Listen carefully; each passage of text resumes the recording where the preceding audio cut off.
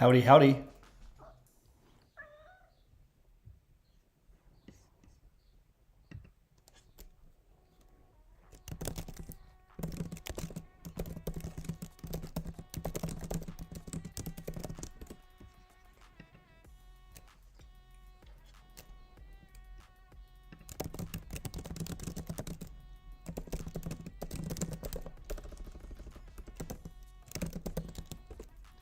Hey, Pink Meadows.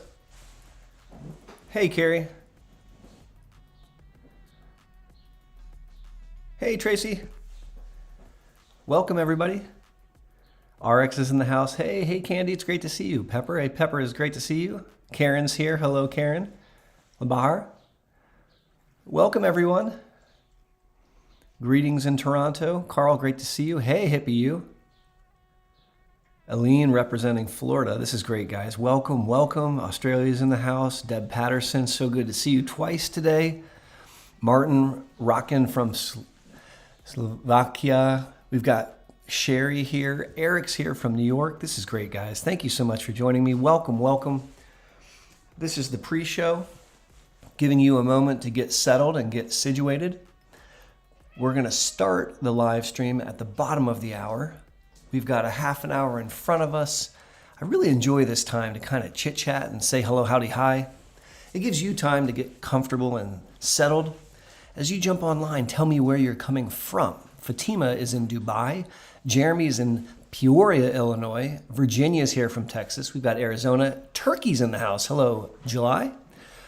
A lot of great stuff going on here. Chicago's representing, New Jersey's representing, Kentucky's in the house. Washington State, that's what's up. Australia, hey, how are you? Joyce in Southern Florida. Rick is from Russia. Fort Lauderdale's in the house with some flames. This is fantastic, guys. Utah, Michigan. I am overwhelmed continually by this growing global online village. It's really freaking awesome. Bluthton, one of our amazing moderators, has just jumped on. Hello, hello. Thank you for being here. Keith is in the house representing Michigan. So we've even got some questions popping up. Disappearing lesions on MRI, good or bad news? It really depends on what's the situation. So there are times when a bright spot resolving is good. There's other times when a bright spot which gets smaller is actually bad. So we could talk about that. Joe Siders is in the house. Joe's one of our amazing moderators. What's up, my friend? I hope that you and yours are doing well. Andrew repping Kansas. We got Susanville, California in the house. This is fantastic. CW in Maine. What's going on? India representing. Wow. Hamilton, Ohio. Hey, Larry, how are you? Macomb, Michigan. That's awesome. I used to live in Ypsilanti, Michigan. I worked in Ann Arbor and in Detroit back in the day. Istanbul's in the house. What's going on? Love the flames. Alabama representing. Welcome, welcome. As you jump on, tell us where you're from. So Bluthton's working in a restaurant job. I'm just going to be watching. That's totally okay, my friend. And thank you very much for popping in. I certainly don't want to get you in trouble at work. Got another question from Maggie about B-cell inhibitors and possible negative effects. I'd be happy to talk about that. Ivan in Mexico. Joe is showing the way. We love to see flames. Sarah's asking if I'm still a big fan of Lemtrada. Yes, I infused Lemtrada today in a very special patient of mine. Croatia is in the house. Christina, I follow a couple YouTubers from Croatia, and I must say it's absolutely gorgeous country. Arkansas in the house. So Bahar asks a very important question. Why am I deteriorating, but my MRI hasn't changed? That's an excellent question. I want to answer that tonight. Clarkston, Michigan, representing. What's going on, Catherine? Brad McNichols is in the house. What's going up, my friend? I hope that you're doing well. Welcome, welcome. We are going to start at the bottom of the hour. We got 26 minutes rocking and rolling. Follow Joe's advice, please. Oh, look, Desiree is in the house. We've got another great moderator here, Desiree. I hope that you're doing well. Thank you so much for being here. Hey, how are you? Springfield representing. So good to see you guys. Carla's got questions about Kesimpta. Carol's in the house asking about EBV.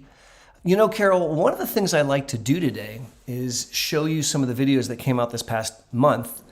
I thought maybe if you guys are into it, we could watch them together and then talk about it. So if that sounds like something that you're interested in, I've got a couple videos from last month queued up, including the video I made this morning on EBV. Chuck, you're welcome. Please pull up a chair, make yourself comfortable, get those feet up in the air and relax. Michael, I'm really sorry to read that.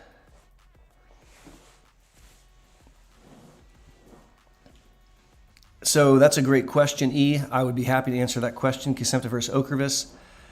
Sonia's here. A lot of good questions coming in. This is fantastic.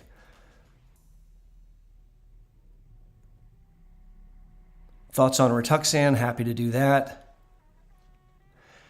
You want to compare old and new MRIs. I think that is critically important. That's an exercise that I go through with my patients at least once a year. Ron, what's up? What's up? Look at the flames. I'm digging that. Got Michigan representing.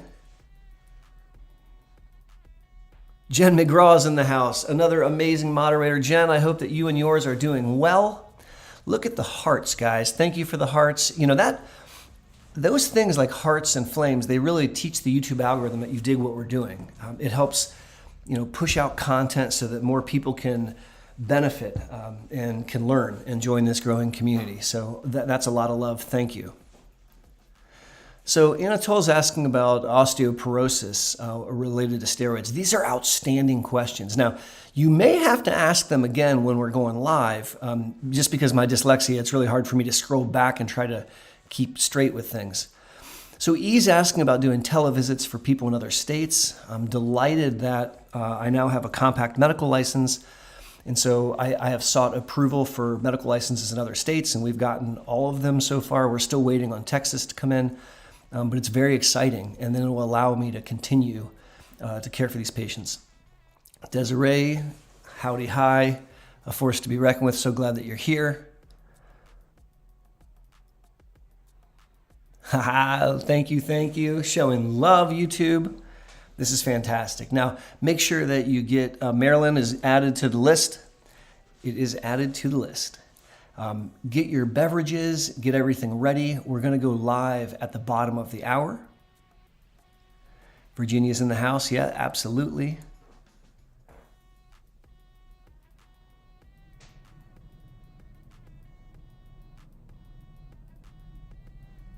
These are great questions, guys. Mississippi, hey, Rocker Chick, it's good to see you. Desiree's got some really good practical advice. In fact, I'm going to do that here in a little bit.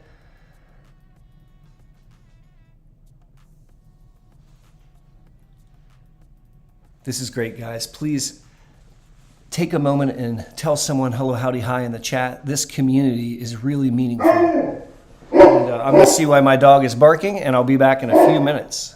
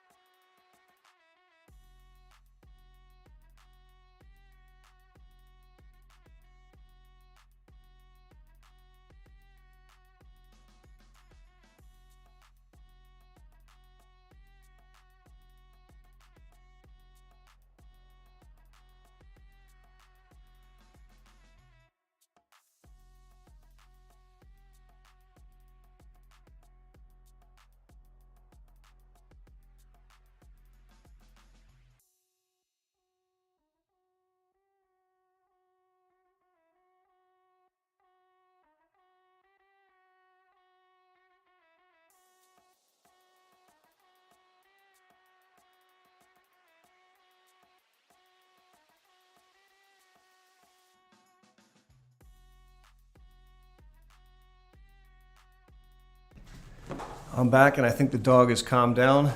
Danielle representing Hawaii. That's amazing. Manitoba, Canada's in the house. That's really cool. Joe Siders and Desiree bringing up a really important conversation. So E, you can go to my website. The website is Boster. Here, I'll put it in the chat. BosterMS.com. Hey, Darla, it's so good to see you. Welcome, welcome. Also, guys, if you could help me out, particularly the moderators, I have something exciting. If you look on the screen right now, I'm going to post it in the chat again. This is the link to sign up for the Boster Corner, which is a newsletter. And the reason I'm asking you guys to sign up for the newsletter is each month it will tell you when I'm going live. So if you click that button, you can sign up for the newsletter, and it will give you an update on when I go live, and it'll give you updates about other things related to the Boster Center. So do me a favor, and Spitfire Photographs have already done it. Thank you for that. I don't know if one of the moderators would be kind enough to encourage folks as they jump on to please sign up for that newsletter. Joe, thank you very much, my friend. I'm greatly appreciative. A lot of work has gone into that newsletter, and it's something that I'm really proud of. And I think it'll be a great way to keep you guys up to date on research opportunities, on other clinical investigations and things we're doing at the center. Yeah, my dog wanted to be heard. Thanks for the thumbs up. That sounds great. We're going to go live in 20 minutes, guys. In the interim, if you have a chance to sign up for the newsletter, click that link in the chat, and you'll get a monthly Boster newsletter. It's called the Boster Corner. So Eric's asking if you don't know what a relapse is that good? If you have relapsing MS, and yes, that is good. Joe, thank you for the high compliment. We've put a lot of effort into trying to make a website that was full of information, but not overwhelming. Christina, thank you for that.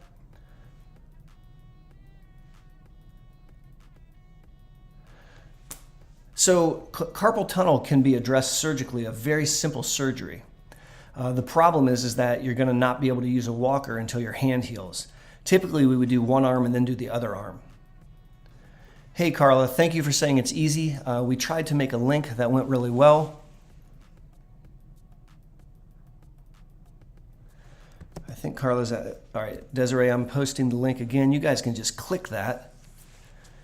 Fatigue in Wales, UK. That's a very important topic. Thank you for the kind words, Fama Master.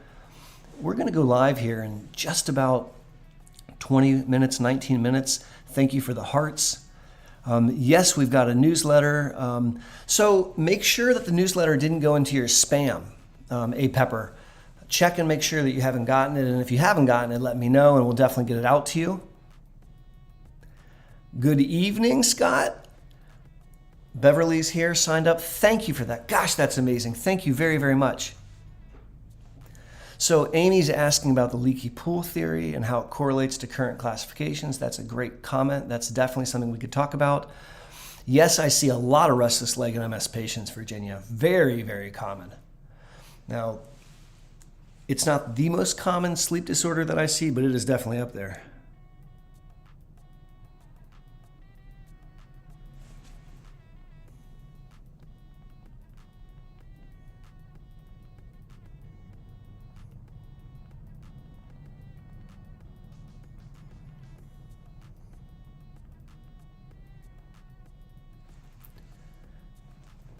Fatima, thank you for signing up. Darla, thanks for propagating that. So I don't know that there's research on those pills in MS that I'm aware of, but I haven't done a search of recent, of mice and men. Hey, USA, thank you for the kind words. Linda, how would you feel if we watched the video together as a group tonight? Do you think that would be okay? Karen, it's great to see you. Thank you for signing up for the newsletter.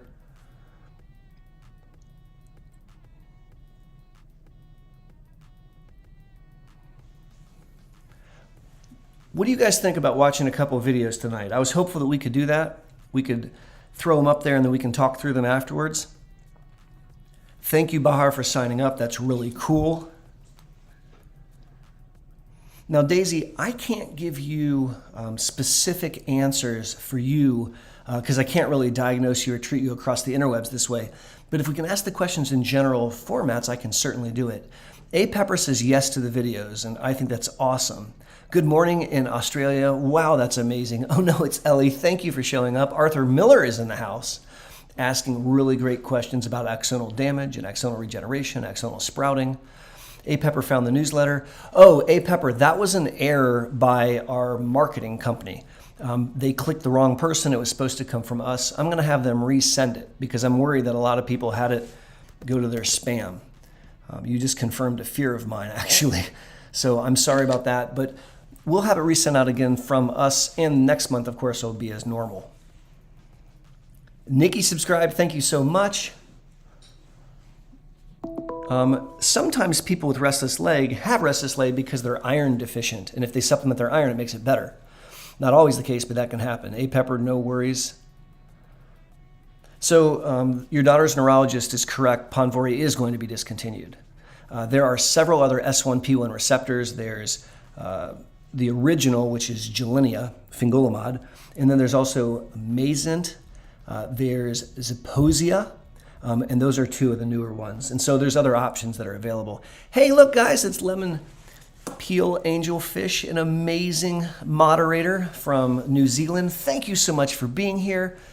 One of the most fun things about talking with Lemon Peel Angelfish is she lives in my future because it's Tuesday morning where she is and I'm still on Monday afternoon or evening. It's great to see you. Thank you so much for being here. I hope you and yours are doing wonderful.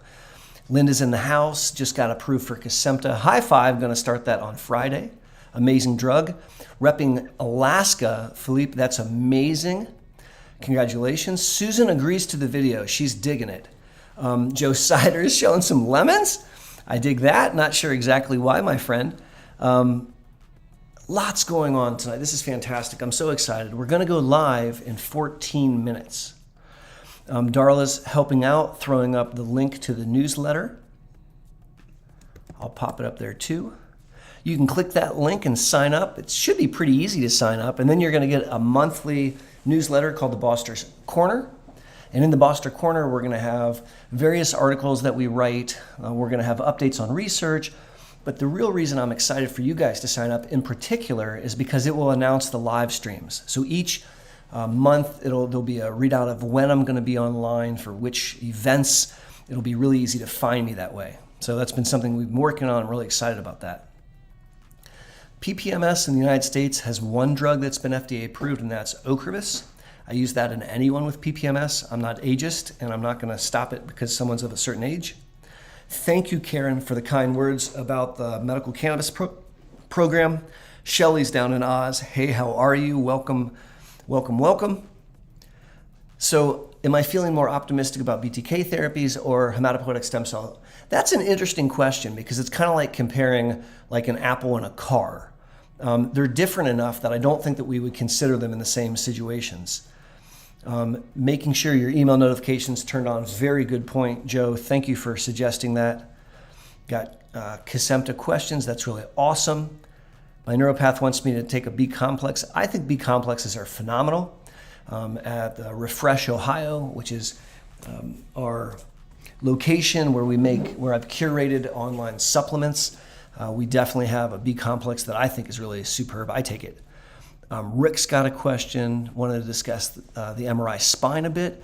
Rick, I have a couple videos where I go over reviewing an MRI of the spine. You may, if you haven't seen it yet, find that interesting.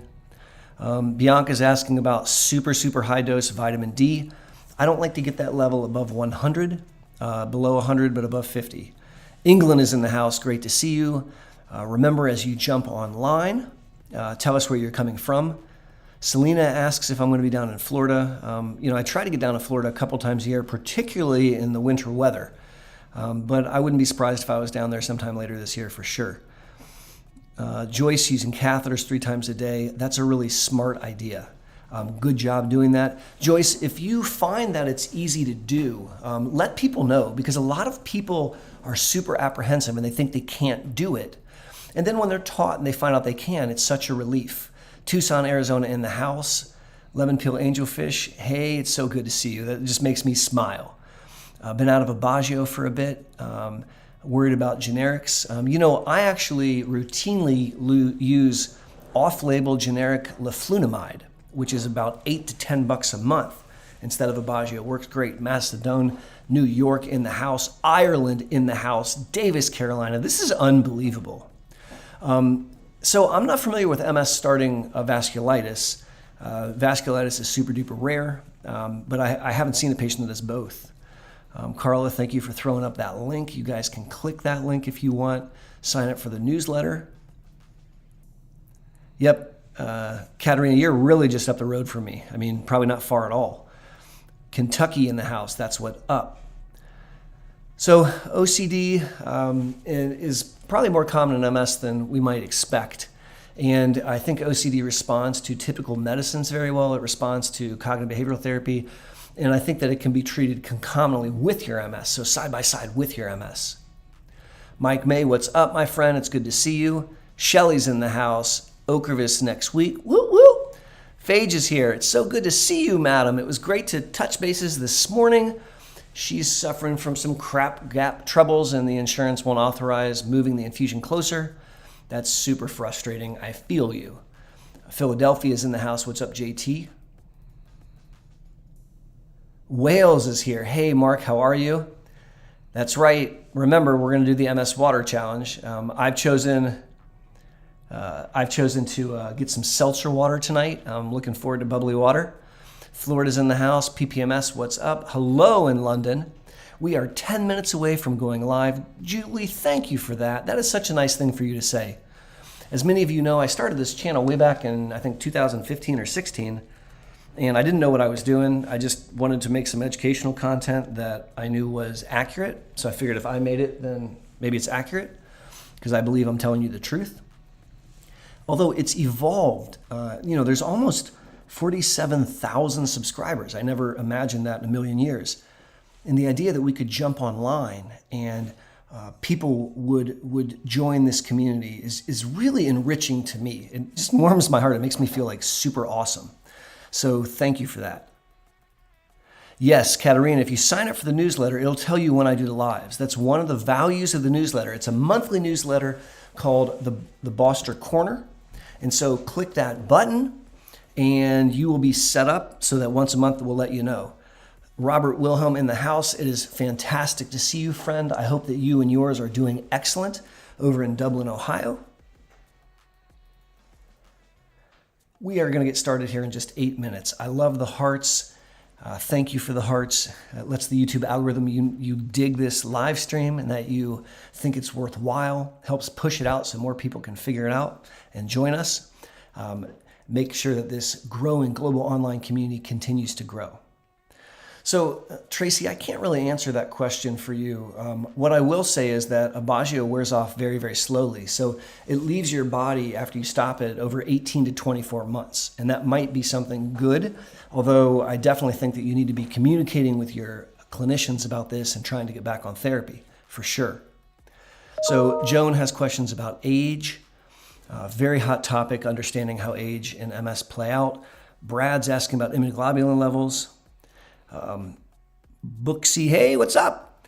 USA, this is great. Are treatments better in different countries? I think different countries have different access to treatments. Darla's reminding everyone to hit the thumbs up button. If you jump out of the chat, you can hit that thumbs up and jump back in. I super appreciate that. It's one of the most impactful things you can do on the live stream. The most impactful thing you can do on the live stream actually is to comment. The more you participate, the more fun it is for everyone. So Joyce, you have to leave the chat for a quick second. Come right back. Don't you dare run away on us, and you can hit that button.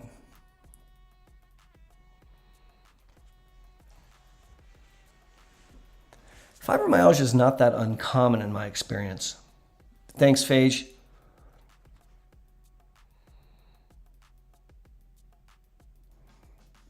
A hug from Portugal. Portugal's amazing. I've had an amazing trip in Portugal on 2 occasions. Hollywood, Florida, representing Yo-Yo. Should RIS patients start DMT? I believe so. I treat my RIS patients because if they go on to have MS, I've helped them. And if nothing happens, then we can always stop the drug. That's my opinion. What do you guys think of the music? Is it too quiet right now or is it too loud?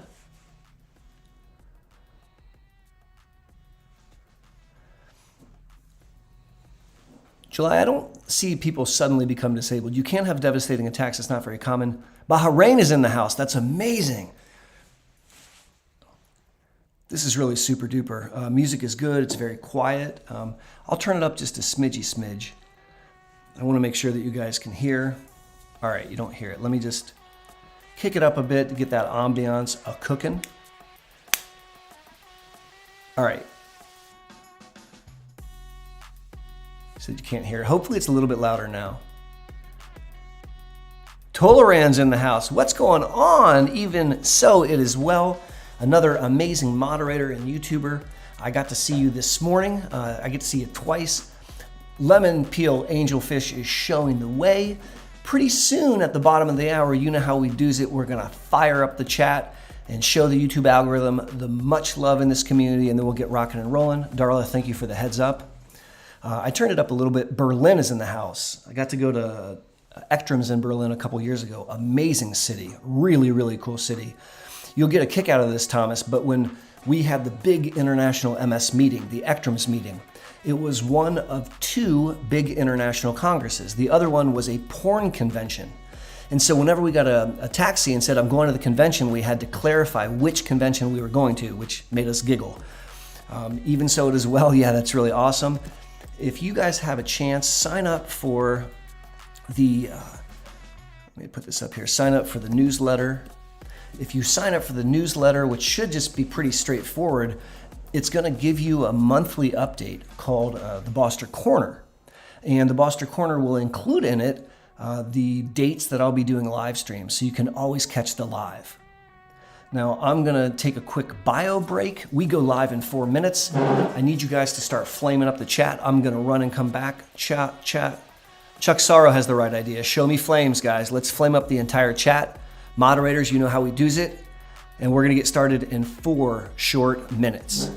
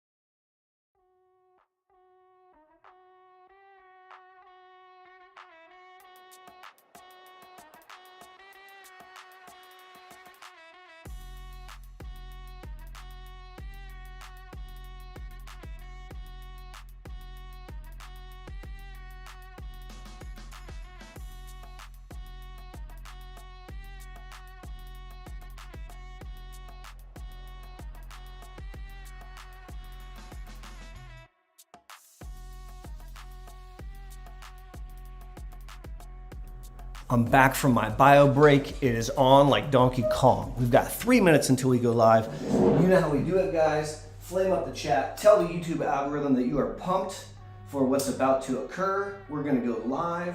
Spend an hour, ask me anything, multiple sclerosis. We're gonna talk about therapeutic inertia.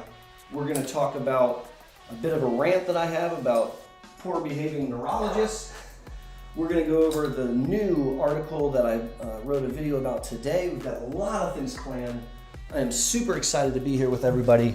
We've got 2 minutes until we go live. Keep those flames rocking and rolling. Kelly's celebrating a birthday soon. Happy early birthday. Questions are going to come right now. We want to flame up the chat. Kathy Williams has the right idea. That's right, A Pepper. Get that chat flamed up. We've got 2 minutes until we go live. This is so exciting, I can't stand it. Get your water ready. Kathy, that's funny. Stem cell transplant, we can certainly discuss that. I sound far away. Okay, now I'm doing a little bit better. All right, guys, flame up the chat. We have 1 minute. You know how we do it. Let me see that chat full of flames. We've got less than 60 seconds before we go live. Tanya's got the right idea. Flame up the chat for me. Show much love as we get started. I can't wait. Joe Siders has the right idea. We're literally counting down. Rocker Chick is in the house showing much flames. We've got less than 60 seconds to go live. Look at that. The chat is flamed up. This is fantastic. Thank you, Jen Rocker Chick. Thank you, Palmer. We've got less than 60 seconds. I can't stand it. Look at that. It's absolutely fantastic. You can feel the heat of the flames. Thank you, everyone. This growing global online community signing up for the Boster Corner. We are about to go live, counting down literally the seconds until it is on like Donkey Kong. I wish I had a drum roll. I guess I can fake one. I ran out of breath.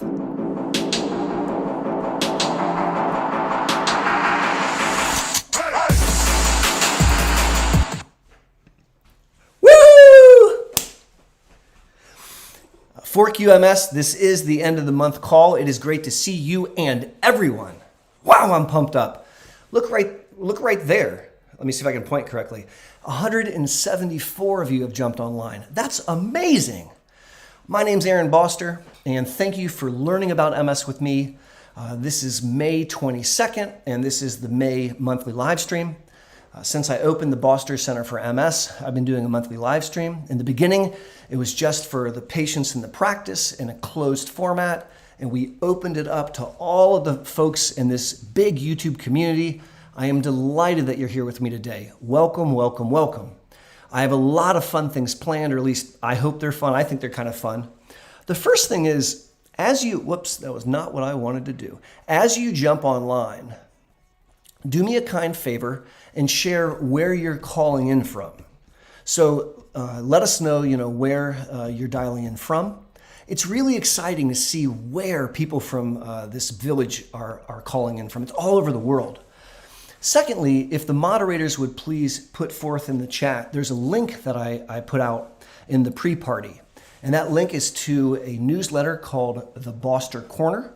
It's a monthly newsletter that we're putting out to give you updates on research and updates on things that are going on at the Boster Center. And it's going to alert you when I'm going live. So that you know when I'm going live, please sign up for that newsletter.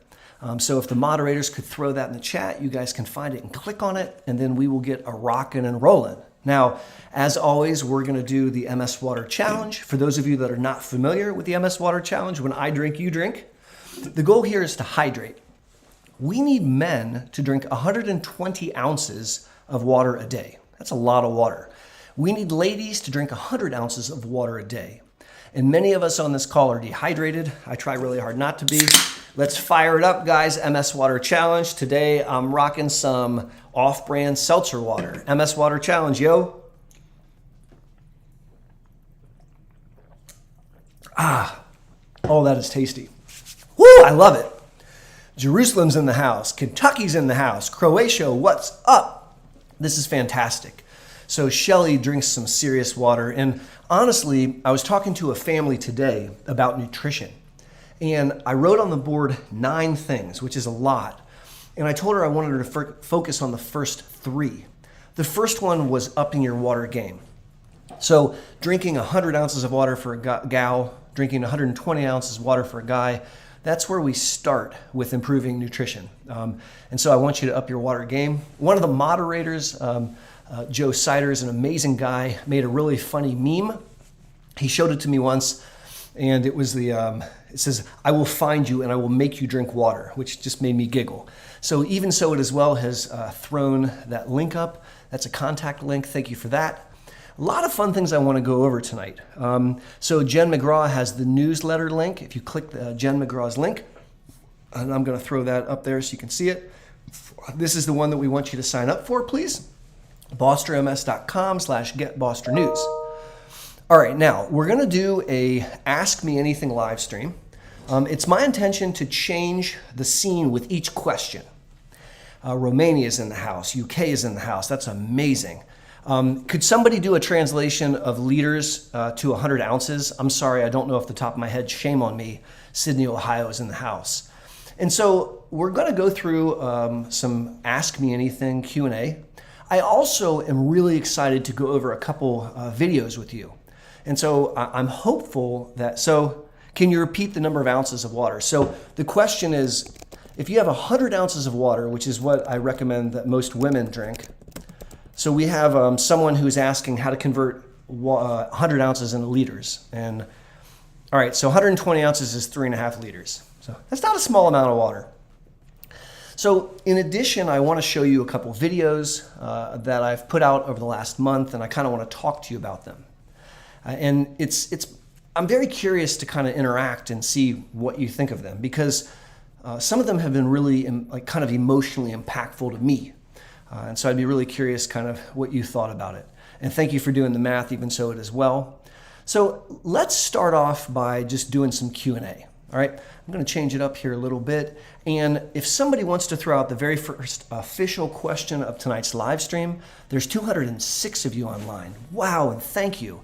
And so here comes the first official question.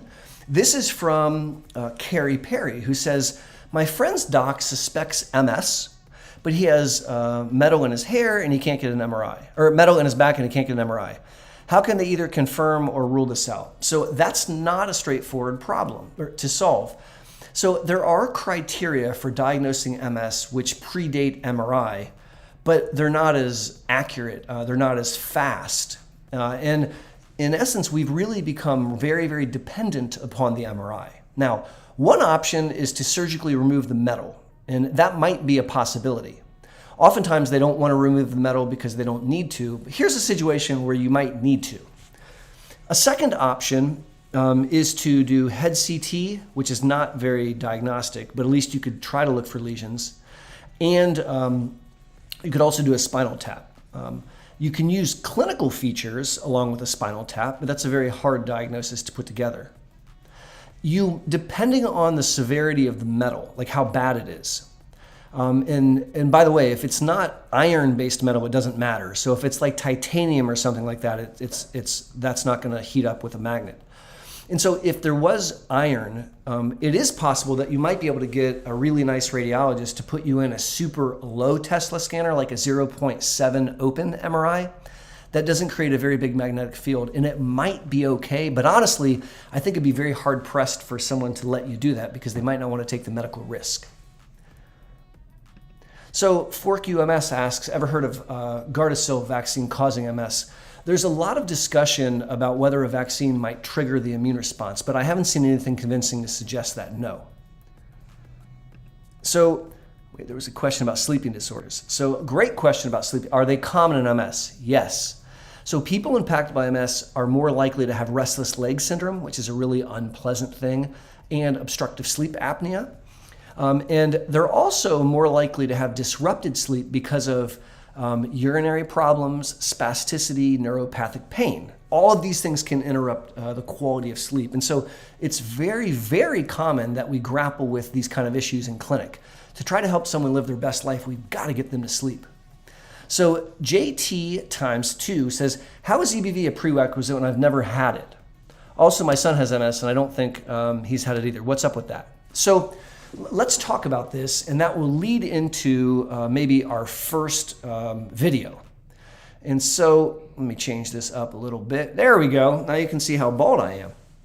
So we have known for a long time that there's probably a problem with the immune response, which might be triggered initially by the body seeing an infection, building an immune arsenal against the infection, and then that arsenal by accident identifying the wrong thing, your brain. And we've had, when I was in training, we thought maybe it was EBV. In fact, one of my mentors 20 some years ago wrote a book on this. We thought maybe it was chlamydia, we weren't sure. So there's been an increasing groundswell of interest in EBV, and I want to call out a friend of mine, Dr. Gavin Giovannoni at Barts in England, in London. He's been a big proponent of EBV being one of the prerequisites of MS. And there was a study done, and I want to say 1 or 2 years ago, and I don't remember, it was a very recent study, and it was a gigantic American study where they looked at 10 million Americans. That's a lot of people. And they looked at the incidence of EBV, mononucleosis, the kissing flu. So had they had exposure to it or not? And what they found was in 10 million Americans, the incidence was 95%, which is very, very high. So 95% of all the people they looked at had EBV, which is a very successful infection. Now, in that 8 million, I think there were about 800 not 8 million, 800 that had multiple sclerosis. So there was a small sample of folks with MS in that giant sample of 10 million. And of the 800 with MS, all of them but one had been exposed to EBV. So it was like 99.9% compared to 95%. And when you're dealing with numbers that huge, that actually is highly statistically significant. And what that sort of did at the epidemiologic or at the population level was confirm the concerns that EBV might be required. Now, the question from JT times 2 is, what the hey, I don't remember having mono. And I don't think we have all the answers. I think it's possible to have subclinical mono. I think it's possible to have mono and then clear it, maybe. My point here is it's not completely understood. I'm not certain that someone who doesn't have mono wasn't exposed in some capacity. I think this is still an unanswered question, but what I would like to do is shift our attention to a discussion about how. So I put out a video this morning. I hope that you guys don't mind if we watch it together. I think it's like 8 minutes long. Let me find the right scene. Here we go. So what I'm going to do, and I hope that you guys follow along, is move the chat down here. And then let's watch this video. We can talk while it's going on, and then we can definitely discuss it at the end. All right, so this was a video that I published this morning, and it's not on the paper I just discussed. It's on a paper that came out 4 days ago. And it talks about the mechanism of action. So let's give it a listen. The scientific community has recently confirmed that EBV infection is a prerequisite to developing MS. In today's video, I'm going to share with you some really intriguing research which helps us better understand how that's possible.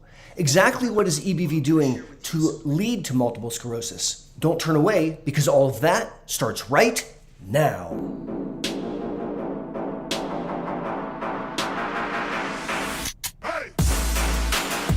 Howdy! Thanks for learning about MS with me, Aaron Boster.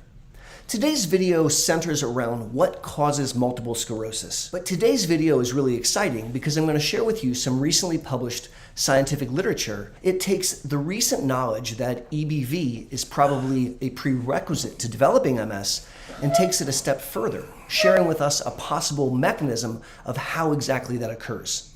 I'm pretty excited to share with you, so let's jump in. The paper that we'll be discussing today is entitled Cross-Reactive EBNA1 Immunity Targets Alpha-Crystalline B and is associated with multiple sclerosis. The first author is an Olivia Thomas, and this article was published in Science Advances just 4 days ago, May 17th of this year. So let's set the stage. We know that multiple sclerosis is an inflammatory disease of the central nervous system, or brain and spinal cord. We call it an autoimmune condition appropriately because our own immune system is inappropriately attacking our brain and spinal cord, causing lesions and MS damage. We have known for some time that there is an association with MS and EBV, or mono. And very recently, there was an awesome study done which demonstrated in a giant population that it appears that contracting EBV, getting mononucleosis infection, may be in fact a prerequisite to developing MS. In other words, if you don't have EBV, you can't go on to have MS. But until recently, we haven't really understood why. There's a paper that was published 4 days ago, and they looked at this relationship, and they found what might be a connection. The crux of this paper, at a very high level, they're hypothesizing molecular mimicry. So what is molecular mimicry? It's when the immune system identifies a bad guy, builds an arsenal against it, and unfortunately that arsenal can also identify part of you as the same foreign invader. So to be a little bit more specific, the researchers looked at a protein which is found on the Epstein-Barr virus called EBNA1. And when you contract mono, the immune system can identify that protein and it can build an arsenal. It can build antibodies and T cells which can identify EBNA1. Here's where it gets unfortunately interesting.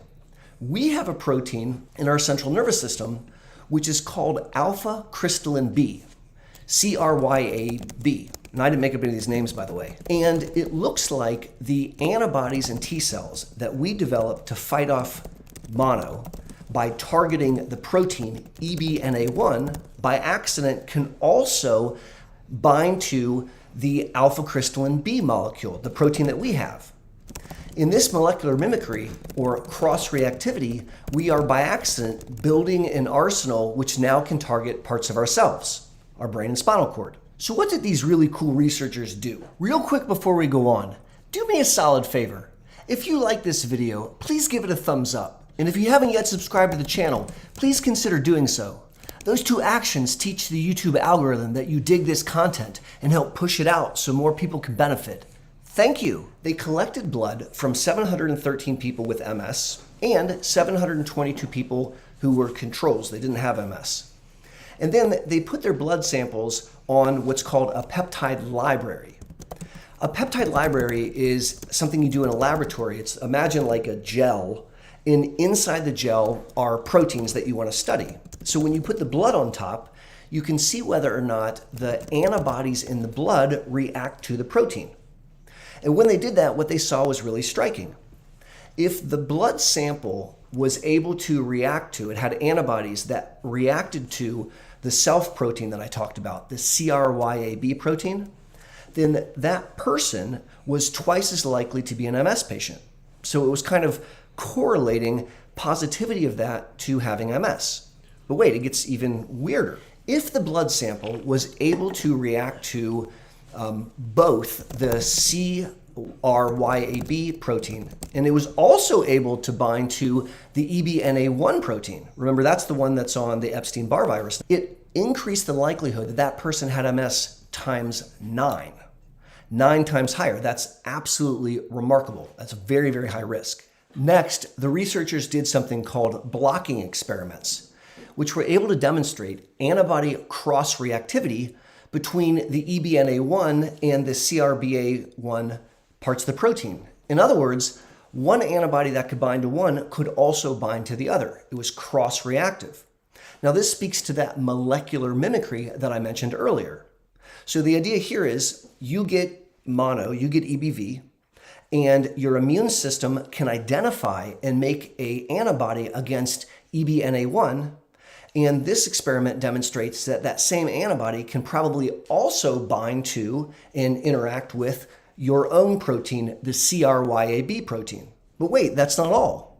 They also looked at a group of people with multiple sclerosis that were receiving Tysabri as their treatment.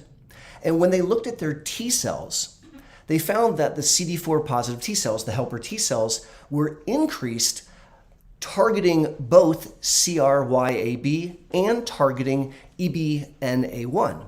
This is important because it's telling us that not just the B cells, which make antibodies, can participate in this cross-reactivity, but there's also some molecular mimicry probably that you're seeing with T cells as well. So what does all this mean?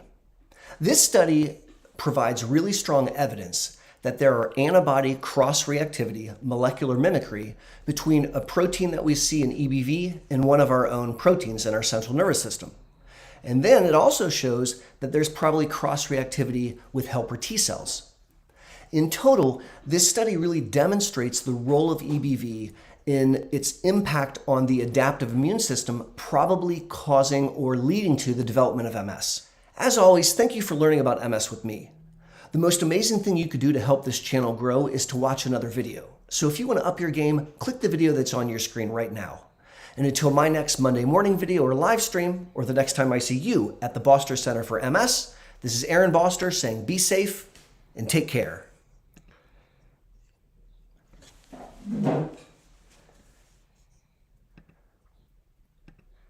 Thanks, guys. I really appreciate you watching that with me. And I would love to hear some comments or thoughts. I was very excited to share this article. It's kind of a nerdy article, and it was something that was really striking when I read it. The reason it's striking to me is not saying, hey, we think EBV is involved, because we've known that, but because we now have a potential connection. We have a potential mechanism where your immune system is trying to beat up EBNA1 proteins on Epstein-Barr, and your antibodies in your T cells, the same ones that are able to bind to the protein on EBV, can now also bind to a part of you, that CAYB protein, which is on the oligodendrocytes in the central compartment. So I was excited to share that with you. I'd love to hear your questions and comments. As we were talking, or as the video was playing, a lot of you are writing in, you had either had EBV in the past or you had never had EBV. Some of you haven't been tested for antibodies, some of you have. Now, today, 2023, May 22nd, I don't have a treatment for EBV. There's a lot of investigations looking at vaccines, and my hypothesis is that if we could immunize a population of infants, that population wouldn't go on to have multiple sclerosis, or very, very few people would go on to have multiple sclerosis. And so this is not a catch-all, but I do think it's really, really interesting. And I was really excited to share it with you. So thank you for letting me go through that process. In the comments, let me know if you enjoyed doing that with me or whether it was kind of a waste of your time. I certainly hope that it was exciting, but I want to hear more about it. I'm going to jump back into some questions, and I would like to answer the following question as a Viking. It's fun to answer questions as a Viking. Maybe we can find a different Snapchat filter. Let's just randomly find... That's kind of a cute cowboy hat. There, that's a fantastic Viking look for me. This is a good beard. Okay, all right. Thank you for saying that it was not a waste of time. I appreciate you doing that. Here's a question from Hussam. I hope I said your name correctly. It says CSF, MRI, and optic neuritis, suggestive of MS. Doctor prescribed, I don't know what that drug is, but I'm assuming it might be like rituximab.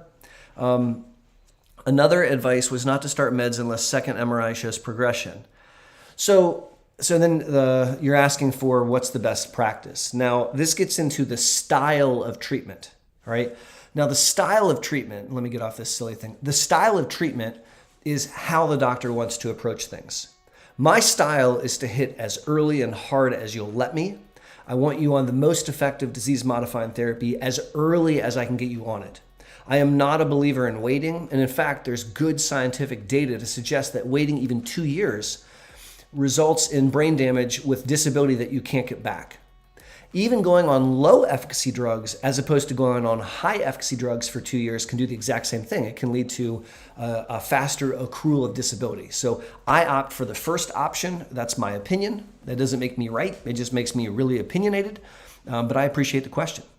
All right, let's try to find some other questions here. Hello from Amsterdam. Amsterdam is an amazing city.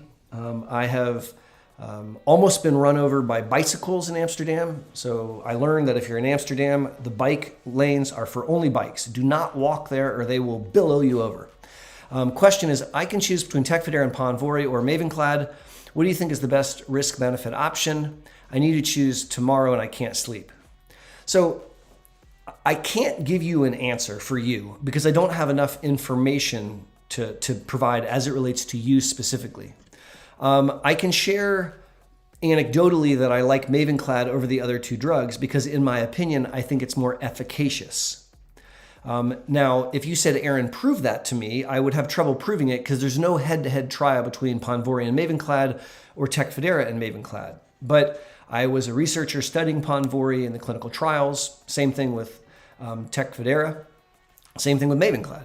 And I've used them all in practice, although I haven't used very much Ponvory. I used to use a lot of Tecfidera. And I think my experience with Mavenclad has been the most efficacious. Now, I said earlier, I like to put people on the most effective drug they're comfortable taking. And that doesn't mean that Mavenclad is the right answer for you, but I at least lead my discussions with efficacy. So that's where I would place my penny. But please, again, I'm not trying to give you specific advice because I don't have enough info to do that. Thank you.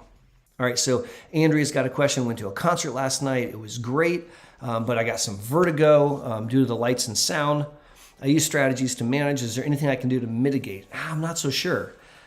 It's my hope that with a little bit of rest and recovery, maybe some extra sleep, that it's going to go away, but I'm not so certain. Let's see what else is cooking. So the question here is, let me get this pulled up. And Blasian, I'm not sure I'm saying your name right, and I apologize for that, but B has asked a question. I don't think I've ever had mono. I don't see it in none of the blood panels. So how would you find out? So again, I'm not saying that if you haven't had mono, that it's impossible to have MS. It's just like the data looks like it's a prerequisite. Does it mean it's a guaranteed prerequisite for everyone? I'm not certain. But you can do some blood tests to look for exposure to mono, either current exposure or past exposure. And there you can see my son's cat. So that's Mewtwo, named after a Pokemon. Thank you very much, Lemon Peel. I'm really glad for that feedback. So 4QMS asks a great question about NAC. NAC is something that may help with the Krebs cycle and energy. Here we had some flatulence as a result, and honestly, I might try a different brand. Thanks for bringing up the refreshoh.com. That's the Refresh Ohio brand that I've curated. And so, I think that might be a good option to try a different brand.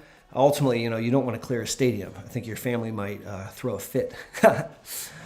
So WK says, because I had mono 40 years ago, should I be tested for MS? No. If you think like 95% of 10 million people had exposed to mono and 800 of them had MS. And so I don't think that just because you had mono, you need to be checked for MS. That's not something that I would recommend doing. I think then almost every person, 95% of all people would be worked up for MS, and I don't think that by itself would be appropriate. This is a great question coming from Meneth. I hope I'm saying that correctly. Meneth, a 28-year-old guy, very active, has MS. Benefit from going on testosterone? Yes. What are the risks? I'm on modafinil for fatigue. It'd be great to get off of it. Would that be a better trade-up? So this is a really good question. And the information about testosterone in men is important in MS. So women are more likely to develop MS 3-to-1, but men tend to have a faster progression. And if you are a man with MS with a low testosterone level, that can correlate with a faster disease course, which is terrifying. It can correlate with cognitive impairment, which is not so good. And it also can create a lot of problems with sexual function or other secondary sex characteristics. And so I routinely check the men in my clinic at the Boster Center for their testosterone levels. And if they're low, then I send them to a friendly neighborhood urologist, or I give them testosterone supplementation so we can pull the level up. I have found that that's a smart thing to do, but with any medical treatment, there's always side effects. So I don't want you to stop listening now. So there's an increased risk of prostate enlargement or prostate cancer, and so you need to be screened for that. It also can do some things to your endocrine system that needs to be monitored. You need to be monitoring blood pressure. I'm not recommending that you find some testosterone on the street. I would recommend that you do it under the supervision of a physician so they can monitor both your level of testosterone, but then also for those side effects, mostly cardiovascular side effects. That was an outstanding question. Thank you for asking it. Here's another question from Ernie. Says, can this inform whether the best bet is a B-cell depleter or another DMT or hematopoietic stem cell transplant? I don't think that this would help with that. I think what we're talking about here is still very early, but it's another piece of the puzzle. It's another pebble of knowledge on a mountain of pebbles that are ever growing for us to understand this. What I hope might happen, this is conjecture, what I hope might happen is we could build an immune apparatus that prevented the antibodies from cross-reacting. Now that we know there's cross-reaction, maybe there's something we can do to prevent that. I mean, that's exciting to me. That's a potential target. All right, let's see what else is cooking. I'm trying to find a question here. So Darla is putting forth a question from Tanya. Thank you, Darla, the moderator, for helping us out. So Tanya writes, might have gotten immunoglobulinemia from rituximab, and now I'm on IVIG. Will I be needing it for the rest of my life? So I don't have enough information in that to be able to answer for you specifically, but let's take your question. As at face value, if you had normal immunoglobulin levels, and then you started on rituximab, which is a B-cell depleter, and it dropped your immunoglobulin levels, and you were getting IVIG to make sure that you didn't get infections, if you remove the rituximab, then that was the thing that was causing the immunoglobulins to go down by killing plasma cells. Then as the plasma cells build back up, you'll build back up your immunoglobulins, and you shouldn't have to take IVIG. So the fast answer to your question is you won't be needing it for the rest of your life, I wouldn't guess. But that's definitely a good thing to talk to your neurologist and your hematologist, so you guys can all sort that out. Will says, thanks for the info on testosterone. That's awesome sauce, my friend. I'm really glad to hear you're going to look into that. I said that I was going to change the screen a lot more than I am. I guess this is what happens when you're trying to do this by yourself. All right, there's 234 of you. That's unbelievable. We've been doing this live for a half an hour. I'm blown away. Thank you very, very much. That's freaking awesome. Here's another question. Basim, and again, I hope I'm not saying your name wrong. I've seen a trial, more than half of those who received Mavenclad didn't need it. Okay, so what he's talking about is in the clinical trials for Mavenclad, we gave people Mavenclad, and then they were taken off drug, and a lot of them were lost to follow-up, but we followed as many as we could in a trial called the Classic trial, which was a long-term extension of the original trial called the Clarity trial. And in the Classic trial, they weren't able to find all the patients, but of the patients they could find, like 60-some% went out those 10 years and never needed another medication. That's phenomenal. Now, that doesn't mean for a limited time only for $9.99 if you sign up for Mavenclad that you can have that happen. But that is really exciting information to know about. Now, the question is, what have I seen in my practice? Well, Mavenclad was adopted in the United States in 2018, and I didn't start using it until 2019 because I had some concerns and questions. And so I haven't had patients on longer than 2019. 2021, 22, 23. So, 4 years is my longest clinical experience outside of the Clarity trial. More to come. So here is Resatter. I worry that I'm just butchering everyone's name, and I'm sorry. I'll call you R. So R writes that the neurologist is comfortable with me being on Vumerity. And I've asked about a more effective DMT. He believes it's fine due to my patient profile. Would you advise differently? So I'm not suggesting that you get in an argument with your neurologist. And presumably your neurologist is looking at your MRI and your clinical picture and your demographics and your risk profile and your comorbid conditions and your spinal fluid and your OCT, and is putting it all together to come up with a risk profile. And I'm assuming he thinks that risk of severe progressive MS is not high. And so then maybe Vumerity is okay. And I guess I'll share two thoughts. One is that's the most common way to treat, and I don't agree with it. So my opinion is a minority opinion. I'm in the minority, but that's not what I would want to do. I want to bring something better to the table because Vumerity can't do all the things that I want. And so that, but again, that's just my opinion. And it doesn't mean that your doctor's wrong. It doesn't mean that you wouldn't do well on Vumerity. That's my opinion though. So Darla's helping out. Thank you. I like Joe's answer, by the way. So Darla's fast forwarding a question from Kathy.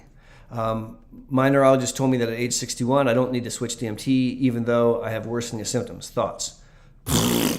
That's my thought. MS Water Challenge before I answer more. Yay. Now, fortunately, I got a couple of these here. So we'll open that other one up here in a second. Now, I have a problem with ageism. So ageism bothers me, and ageism in medicine bothers me. And there is a belief among some MS neurologists that as your immune system quiets down, then you don't need medicines anymore. And I struggle with that. There's plenty of data that suggests that's, in my opinion, not a good idea. And if you're tolerating your medicine, taking you off of it doesn't make sense to me because it's probably helping you. These medicines do more than just prevent relapses and new spots on MRI. They also slow disability progression. They also slow brain volume loss. They're really important for maintaining your hands and maintaining your eyes and maintaining your ability to talk and think. And so I don't like ageism for that reason. Now, when you say you're having worsening symptoms, it begs the question, what's causing the worsening? Is it caused by something outside of MS? symptoms worse because of uncontrolled side effects? Is symptoms worse because of an attack at 61, which can happen? Is it progression independent from attack? There's all these different things that we have to talk through. But I guess I'll just leave us with the thought that I don't think it's fair just because you happen to be 61 that that's not an option. I certainly don't view 61 as being outside the realm of people that need treated at all. I will tell you that at 61, the risk-benefit for infection needs to be considered more carefully. After the age of 60, a 60-year-old is more likely to have an infection or a severe infection compared to, say, a 50-year-old. But again, that does not mean that we're not treating. It means that we're going to be rational about it. And in my opinion, if you're having worsening symptoms, I would entertain a discussion of maybe switching. Again, just my opinion. MS Water Challenge.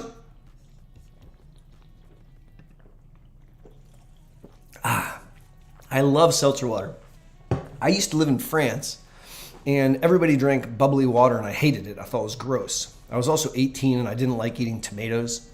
And when I started intermittent fasting a couple years ago, I would get really hungry, and the carbonation fills me up and makes me feel full. And I've kind of fallen in love with carbonated water. It's really weird. Let's take another question. Actually, instead of taking another question, I want to watch another video. So I hope that's okay with you. Let's go back to what we did earlier. This is a video which is kind of relevant to that experience where that doctor said,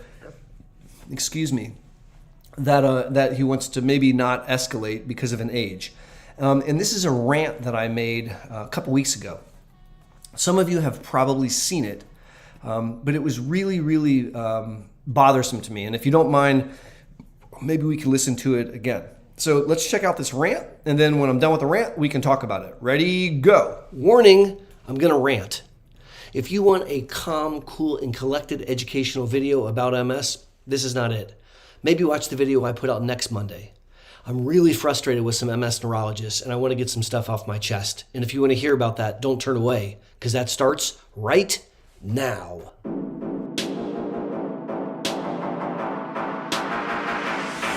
Hey! Howdy! Thanks for learning about MS with me, Aaron Boster. In today's video, I want to share with you a case, a patient that I recently saw in consultation at the Boster Center, and one that has really been playing on my heartstrings and in my mind. To be blunt, I am super frustrated with the doctors that cared for her leading up to when I met her the other day. And she has ended up in a bad way, and I think it could have been avoidable with a more careful hand. Today, I want to talk about how I believe MS doctors should be held to a higher standard, and how we need to be self-advocates as we go through this journey of multiple sclerosis. Let's jump in. So let me share with you a little bit about this amazing person that I got to meet. This woman is in her early 50s. She works as an administrative assistant, works full-time, and she has a dynamic personality. I truly enjoyed talking and meeting her. She shares that she first had symptoms of numbness of her leg way back in 1999. She was seen by her primary care, who appropriately referred her to a neurologist, who appropriately did an MRI of the brain. They said, "We see spots concerning for MS, but we're not comfortable making a diagnosis." She saw a second neurologist who said the same thing, said, "Okay," and she went about her life. She continued to lead her life, and then in 2003, she woke up completely numb on one side and a little bit clumsy on that side. This was much more severe compared to that first event. She again was seen by doctors who referred her to neurologists who did MRIs, and they said, "Lady, this is multiple sclerosis." She was started on disease-modifying therapy in 2003 with an interferon beta shot, which she says she took religiously. She was very proud of the fact that she was very adherent with her medicine. Now, despite taking her medicine appropriately, she shares that she had multiple MS attacks, oftentimes requiring steroids. And she took this interferon injection from 2003 all the way to 2008, having about one attack a year. However, in 2008, she had 2 attacks in 1 year, and she was fed up with it, and she insisted that her doctor put her on a different medicine. And after her insistence, he went from Rebif onto Copaxone. So now she's injecting Copaxone once a day, starting in 2008. I saw her this past week in 2023. She is still injecting Copaxone once every day, the 20 milligram formulation. Now I asked her, how did things go on Copaxone? And she said, well, pretty good. I said, did you have any attacks? She said, well, I have had several attacks on Copaxone, but they've given me steroids for it. Now, seeing this woman, she's seated in a wheelchair, and she has use of her right arm, but she doesn't really have very good use of her left arm, and she can't really move her legs. She's very severely affected by multiple sclerosis. And I asked her, when did you start to use a cane? Now, she shared that she started to use a cane back in the early 2000s. This is when she was still on Rebif and having an attack once a year. I asked her, when did you transition to a walker? She says 2009, shortly after she started her Copaxone injections. I said, when did you use a wheelchair? 2013. Next, we took a look at her MRIs. And her MRI of her brain was terrifying. As you can see on the screen, she has a heavy T2 burden of disease, meaning there are a lot of white spots. Keeping in mind that each of these white spots represent a time when the immune system attacked the brain and caused brain damage. We also see that she has a very significant central atrophy, that her brain volume is way smaller than it should be in her early 50s. This is a brain that has accrued neurological disease over a long period of time, despite being on MS therapies. Low efficacy therapies that unfortunately are not amazing at shutting down MRI activity. Other drugs that she was not offered can. Here we see her cervical spinal cord. Again, it's terrifying to look at. She has an extremely heavy burden of disease, and you can see the white spots riddled throughout her spinal cord. When I look at this, it makes me so sad knowing that she was left on MS therapies and having cord disease, and the therapy wasn't changed. When I started to ask her about her quality of life and chronic symptoms, it again made me really sad. I feel as if she had been gaslighted medically.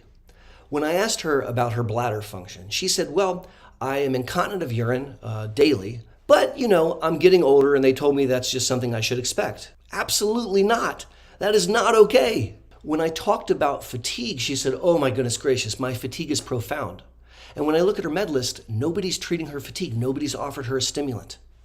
It's really, really frustrating. Here's the problem.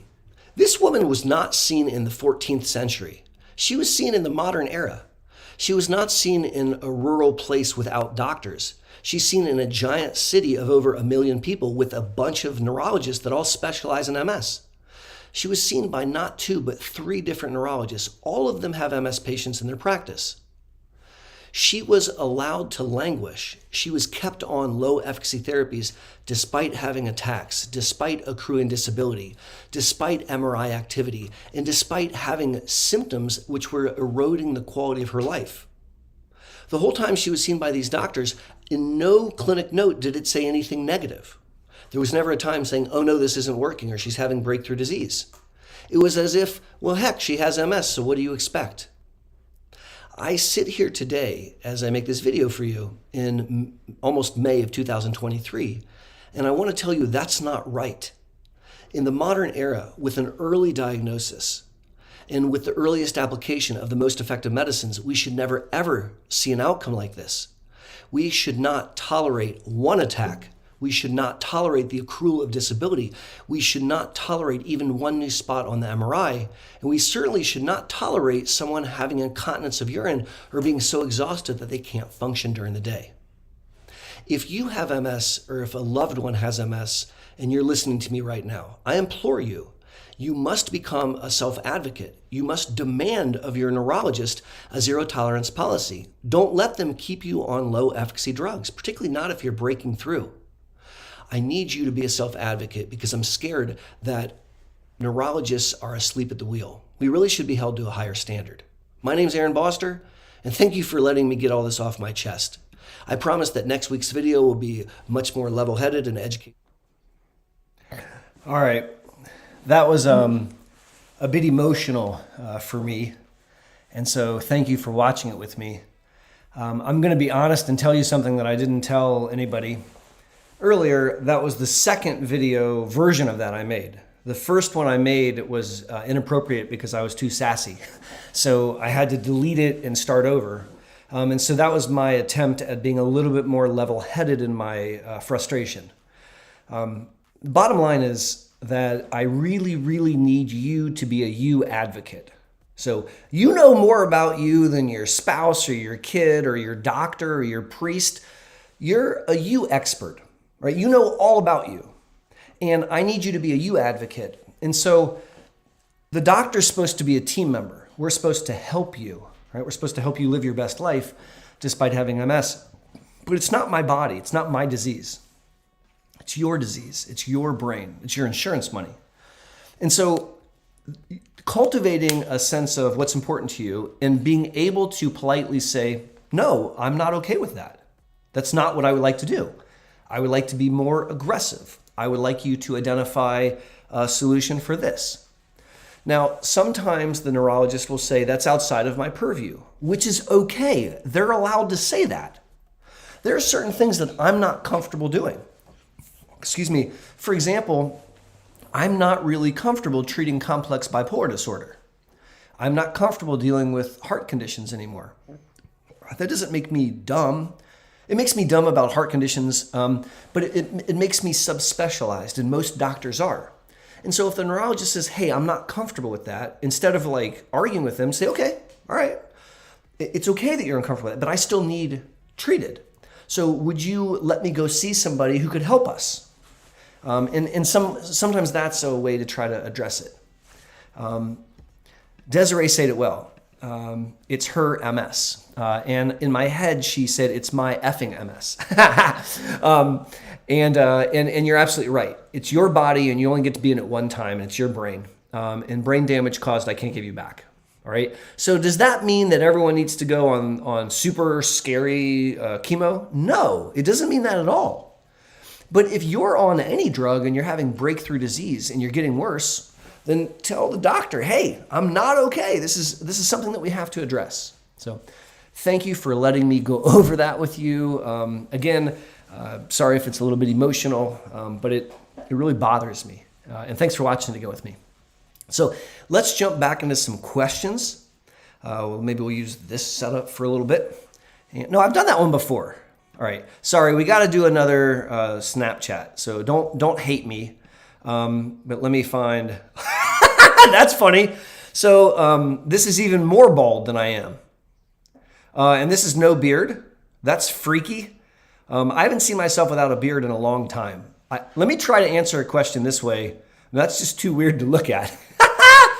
All right, it's getting stranger. Okay, you guys are familiar with me as a cartoon. So let Cartoon Me answer a question for you. Angela says it's emotional because I care, and thank you. I do. So the Cartoon Maxime says, I guess I'm going to have to take care of myself because whoever has been doing a terrible job. Yeah, so being your own self-advocate. Jen, me too. I feel like I'm from like Ratatouille or something. All right, so let's answer a question. Paige, I'm sorry. I actually cried when I was making the video. Karen says, never settle for a neurologist who won't use the most effective treatment that you can handle. And Karen, you know how much I agree with you. All right, so I'm looking for another MS question, kind of scrolling back up because I'm afraid I missed a couple. So here's one, but honestly, this question probably merits not a Snapchat. Warning, I'm going to rant. So let's maybe try this one out. So this is a question from Maximus, which is a cool name. How do you approach a more complicated diagnostic challenge? I've been told neurosarcoid is the great mimicker, and I wonder how often those come into play with your experience. So this is a good question about the differential diagnosis, which is doctor talk for, it might be MS, but what else could it be, right? Now I have YouTube videos on this topic about like what other things can mimic MS. One of them, which is actually very, very rare, is neurosarcoidosis, which is more common amongst African Americans than Caucasian Americans. And neurosarcoidosis is super duper rare. 95% of sarcoid shows up in the lungs. And when you're concerned about neurosarcoid, I oftentimes will get lung biopsies looking to try to prove it because you really want a tissue diagnosis. But to answer your question a different way, you can keep to the code, all right? There are 5 things that we need to do to diagnose MS. And they're not airy-fairy. It's not like a feeling. There are diagnostic criteria based on statistical probabilities. It's like scientific-y and stuff. And so the first thing is the clinical history of either discrete attacks which by history localize to parts of the nervous system in different locations of the central nervous system and occur at different times. Or a history of a slow progressive decline over more than a year, which would be more consistent with a primary progressive presentation. Then on examination, the neurological examination, we're looking for evidence to support what you just told us. So for example, if you tell me that you can't feel your hand, when I do various sensory testings, I would anticipate that you'd have trouble feeling my tools, right? And then the MRI, which has really become a mainstay for diagnosis, there are certain characteristic spots. So the video that we just watched, you saw several white spots on her brain and several white spots on her spinal cord. And so when we're diagnosing someone, I get a brain, a cervical, and thoracic spine, and I'm looking for spots. And not just any spot, so certain spots which have a certain characterization. They have a certain shape and size and location, and when you give contrast, they respond in a particular manner. And so that can help lead to the diagnosis. And sometimes the history, the physical, and the MRI is adequate. Sometimes you need to do more. A spinal tap can sometimes confirm a diagnosis, not always. And then number 5 is, hey, by the way, prove it's nothing else. And so here, if there's a suspicion of neurosarcoid, we might need to be working that up, including seeing a pulmonologist and getting some lung biopsies. That was a great question. My mentor, Dr. Omar Azar Khan, who trained me in MS, who was a great man and a very, very, very difficult human being to deal with. He used to sometimes watch me as a fellow be frustrated because I wanted to make a diagnosis and I couldn't. And he would sort of sit back and smile a little bit, or maybe it was more like a smirk. And he would say, Aaron, you can't make a diagnosis if one doesn't exist. And he said, if they're going to develop MS, you'll catch it. He said, if they're not going to develop MS, you're going to watch them. And oftentimes, Omar was right. He was a really, really smart man, and I miss him. Here's to you, Omar. He died at age 52 of colon cancer, which is terrifying, particularly because that's not too far off from my age. So here's another set of questions. This is a nice question from Garcia, and I'm worried I'm going to butcher Jay Garcia. How about a glass of wine with lunchtime? Is it recommended? I have MS. My diagnosis ain't the best for now. So this is asking about alcohol use in MS. And what I'm gleaming from this, a glass of wine at lunch is not chugging a bottle or two a night. So I'm interpreting the question as mild to moderate alcohol use. Now, I have a YouTube video on this, and my take on it is that drinking in moderation is probably okay. I want to use the word probably, and I'll explain why. So drinking alcohol is a poison. And so it can damage your liver. And a lot of MS medicines are processed by the liver. And so we want to be careful that we're not overtaxing the liver. Generally speaking, a gentleman can drink 2 alcoholic beverages a night with no problems to the liver. A gal can get away with 1. Now, the other thing we have to think about is sometimes MS can affect coordination, the balance centers of the brain, which is back here. Actually, you can see in the side view, haha! So here's where the cerebellum is.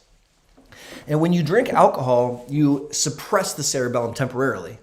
And that can result in you stumbling like you're drunk. And in the setting of MS, you can also have damage back there. And so if you have MS damage and then you drink, you might make it really bad temporarily, which could result in a tumble and a fall and a broken hip or something bad.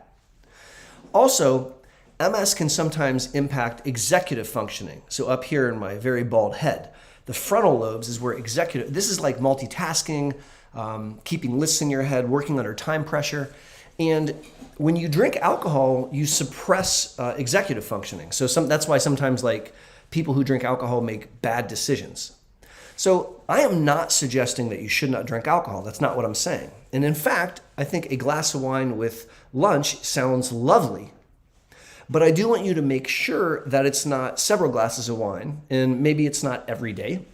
And I want you to make sure that the medicines you're on aren't being affected by the alcohol. And I think with moderation, I think that's okay. Now, I recently had a comment on that video I made about alcohol. And the comment was, I wish that you would remake the video and tell people no, because any amount of alcohol is bad. And Whereas I don't think alcohol is like a really healthy option. I think that in moderation, I think certain things have to be okay. I want to give you another example. And I may sound like I'm going to contradict myself, but I want to explain. I have a patient that I take care of. The guy's a doctor, and he's very healthy. He works out every day. He does yoga, and he does a lot of like Pilates. And he's very in shape. He's a really healthy guy. He eats really clean most of the time. He doesn't drink very much, but Friday nights, he likes to smoke a cigar. And a couple times a year I see him, and sometimes his wife comes with him. And when his wife comes with him, she always says the exact same thing. Dr. Boster, tell him that he's not allowed to smoke. All right. And so I say to him, now this guy's a physician, and he knows all about this stuff because he and I have talked about it for years. I said, look, we know that smoking cigarettes, particularly smoking a pack of cigarettes a day, smoking cigarettes can speed up MS. And I am not in favor of anyone smoking, right? So one of my 5 for 5 is to not smoke. This is this guy's one vice, and I think smoking a cigar once a week, whereas I'm not recommending that, I'm going to accept that he's going to do that. Now, he knows that I would prefer that he quits, but I'm not going to tell him that he's forbidden from doing it, right? Why? He's an adult, and he's allowed to make decisions. Now, I'll share with you, his disease is under excellent control right now. And if his disease was not under excellent control, we might say something different. So I hope that I don't sound duplicative, but I'm just being very honest with you that everything is a discussion and everything is a risk benefit. And so drinking a glass of lunch sounds fine. There's my beautiful dog. Maybe we can bring her over and say hi. Let me switch the camera around so that you can get the best look of her. Come here, baby girl. Come here. You want to say hi to the internet? So for those of you that don't know, this is River, one of the loves of my life. She's a 8-year-old. Aren't you an 8-year-old? Yes, you are. Yeah. She's an 8-year-old American Mastiff. She's a work dog. She's a work dog because she comes to work with me every day. She came to work with me today, and you did your job, which is going around and begging for food from all the nice people. She doesn't like to be at home as much as the office because at the office, all the ladies give her treats. I even have patients that when they come to visit, they bring her treats. And so you're spoiled. Yes, you are. You're a very pretty girl. Are you going to go lay down? I love having my dog at work. For years and years, when I worked in big hospital systems, you're not allowed to bring your dog to work. And I used to think, man, if I could bring my dog to work, that would be like the most exciting, awesome thing ever. And it is. It's really fantastic. She helps me, and I think that she sometimes helps patients. When people are feeling really anxious, are spun up, it's really nice to be able to pet a little tiny dog like mine. One thing that I'll share though is that I do a lot of telemedicine where I'm in my office with my door closed, walking on my walking desk treadmill and doing telemedicine. And my dog has a bed in that room. And something that I don't share very often is my dog is rather flatulent and she's 180 pounds. And so if you read between the lines, there's been a couple times when it smells so bad, kind of like when Fork UMS was taking the NAC supplement, that I had to leave my office and pause the telemedicine because I thought I was going to get nauseated and throw up. So I'm sorry that's TMI, I'm sharing too much, but it's the truth, and I love her anyways. Thank you for letting me say hi to her with you. All right, let's jump over and see. Fork UMS, exactly. He said, are you giving her NAC? No, but I think I'm giving her like treats that she shouldn't be eating. All right, so dogs in general help me, says Michael, and I 100% agree with you. I have several videos, 2 or 3 videos where I talk about the benefits of having a dog, specifically having a dog. Now, I have a cat also. My son's cat Mewtwo is an awesome meow meow. And I think having pets enriches your life. Let me see if I can move this screen around and I'll show you Mewtwo. This might be a little too fancy to do on the fly, but let's try it anyways.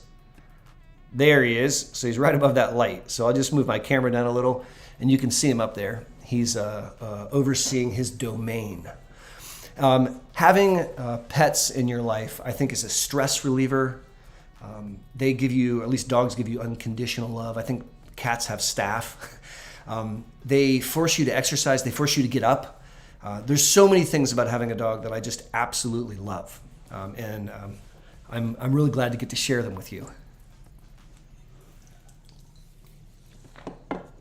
Okay, it's getting close to the end of the hour. Let me take a quick, yeah, so Angela says hi to Mewtwo. Lemon Peel Angelfish points out something that I don't think we've ever done before, which is we've been doing this for an hour and there's 164 people online. Oh my, thank you. Thank you very, very much. I have decided to never monetize my channel. I'm not looking to make money off YouTube. I do use YouTube to advertise my clinic and to share what we're doing, but I really view this as a very special place, and this community is very special to me. So, you guys support me, and I don't know if you know that, but you support me. Watching the videos, commenting on the videos, liking them, sharing them, that's a big deal. It's my goal to help energize, empower, and educate families impacted by MS. That's what I want to do. That's something that was not done for my family when my uncle had MS, and I am fixing that. And I really try to do it through YouTube. So I'm going to keep making a video every Monday as long as you keep watching it. Today I did a premiere, which I thought was super fun. So I'm probably going to do premieres most Monday mornings when I launch the videos, because that's super cool for me. I'm going to continue to do these monthly live streams. I look forward to these. I just saw Cynthia. That just warms my heart. What's going on, Cynthia? It's so cool to see 4QMS and Even So as well. And all these amazing people, Lemon Peel Angelfish from the other side of the universe. It warms my heart. And I want to say thank you to all of you. I'm going to wrap up tonight. I actually have a lot of clinic work that I have to get done before tomorrow. I am grateful for each and every one of you. Thank you for watching this live stream. If you keep watching the videos, I'll keep making them. Sign up for the newsletter, the Boster Corner. You see it right there. Thank you, Darla, for putting that up. So go in the chat and click that and sign up, because that newsletter, which is called the Boster Corner, comes out once a month and it will tell you when I'm going live. So until that time, I'll look forward to seeing you on the interwebs. Be safe and take care, guys. God bless, and have a great night.